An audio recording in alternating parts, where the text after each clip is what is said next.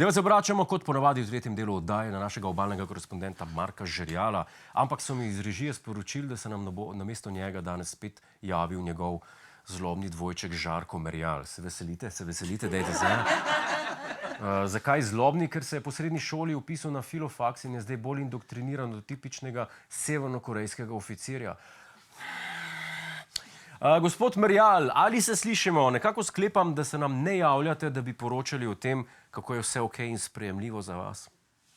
Ne, gospod Godler, prav nič ni okej. Ne vem, koliko ste zadnje čase spremljali oddajo Milijonar, ampak pred kratkim je v njej Žerjal zmagal 300 evrov in se jih odločil nameniti inštitutu 8. marec.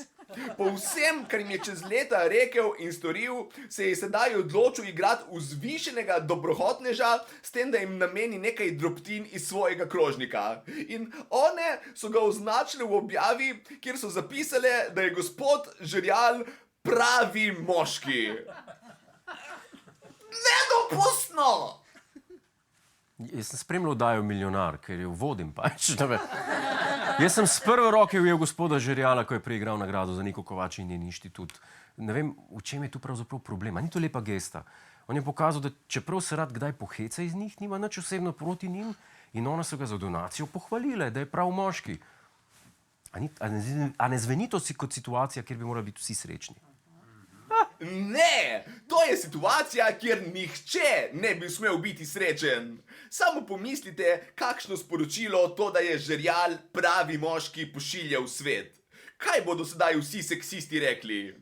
Ja, očitno ženska, ne glede na to, kako zagrižena feministka je, ko vidi, da moški meče denar v njo, še vedno instinkt prevzame kontrole. Kakšen moški! Kaj bi dala, da me vrže čez kuhinjski pult, me prime za moje modre lase in me nafila kot raco za Martinovo? Sprazniti ga hočem kot pokojninski proračun.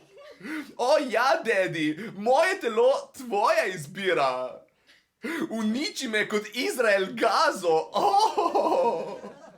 Vse pravice, ki jih rabim, so pravica biti tiho. O moj bog, kaj ima tukaj kakšna make-up? Naenkrat imam potrebo se zrihtati. A ne, kaj pa britvice za pazduho? A niti, dobro, bom šla kupit, pa mogoče vzela še kakšne visoke petke zraven. A ja, pa v petek ne vem, če mi bo uspelo priti na protest. Nekaj mi bo prišlo vmes.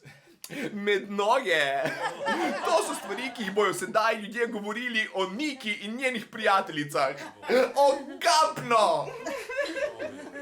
Iskreno, to ni bila prva stvar, ki je meni padla na pamet. Ampak zdaj, ko vi omenite, mislim, da res utegne kdo začeti to govoriti. Ja, to se strinjam z vami. Ampak res se mi zdi, da je bil to vse skup namen. A ne? A mogoče ne pretiravate malo, gospod Merjal? Ne, ne pretiravam niti malo. To, kar se je zgodilo, je naravnost nedopustno. In zato sem se tudi odločil za ta incident podati nominacijo za bodečo nežo. Za bodečo nežo? Za nagrado za najbolj seksistično izjavo leta boste nominirali Žerjala, ker je feministični organizaciji doniral 300 evrov? Ne, Žerjala. Nominiral bom inštitut 8. marec. Inštitut 8. marec boste nominirali za bodečo nežo. One so seksistične. Jaz se pravičujem, jaz te ne sledim več. Žal so, ker so napisale, da je Žerjal pravi moški. S tem ne samo utrjujejo heteronormativne poglede na svet, kot to, da je vloga moškega, da služi denar, medtem ko je vloga ženske, da sedi doma in rojeva. Ampak s tem so tudi dale svetu vedeti, da verjamejo, da obstajajo tudi ne pravi moški. Torej, da lahko nekdo se identificira kot moški, ampak ni pravi. To je dobesedno ista stvar, ki jo zagovarjajo vsi transfobi na svetu. Jaz ne morem verjeti, kako nizko se je spustil inštitut 8. marec zaradi tega Žerjala. Jaz sem njihov največji zaveznik, že odkar sem v 2. letniku vpisal smer teorija spola. Ne on!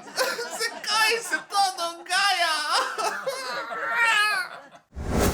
Hej, preden greš, klikni tukaj in se naroči na naš YouTube kanal, imamo pa tudi TikTok, Instagram in Facebook, tako da le urno.